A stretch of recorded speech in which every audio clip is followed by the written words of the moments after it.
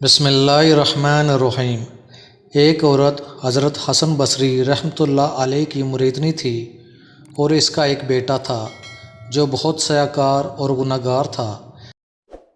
شاید ہی اس نے کوئی گناہ چھوڑا ہو، شراب بھی پیتا اور زنا بھی کرتا تھا۔ ایک دفعہ وہ بہت سخت بیمار ہو گیا اور مرنے والا ہو گیا، اور ماں کو کہنے لگا کہ اے ماں، میں نے زندگی میں کوئی اچھا کام نہیں کیا، اگر میں مر گیا تو اپنے پیر و مرشد سے کہنا کہ میرا جنازہ پڑھا دے۔ ویسے تو میرے جنازے پر کوئی نہیں آئے گا، شاید ان کے ساتھ کچھ لوگ آ جائیں۔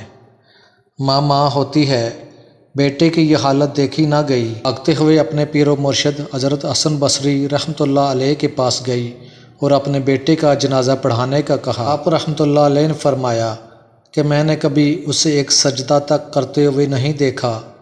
ماں بھاگتی ہوئی واپس آئی اور بیٹے کا سر اپنی گود میں رکھا اور بولی، کاش تو نے میرا کہا مانا ہوتا اور اتنا سرکش نہ ہوتا تو آج میرے مرشد تیرا جنازہ پڑھانے سے انکار نہ کرتے۔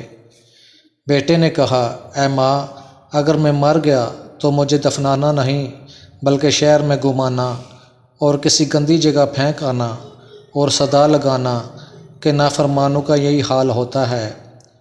اسی دوران اس کی روح پرواز کر جاتی ہے اور ماں پھوٹ پھوٹ کر رونے لگ جاتی ہے۔ اسی اثناء میں دروازے پر دستک ہوتی ہے۔ ماں دروازہ کھولتی ہے تو کیا دیکھتی ہے کہ وہ حسن بصری رحمۃ اللہ علیہ ہیں۔ ماں حیران ہوتی ہے۔ حضرت حسن بصری رحمۃ اللہ علیہ نے فرمایا کہ میں تیرے بیٹے کا جنازہ پڑھانے آیا ہوں۔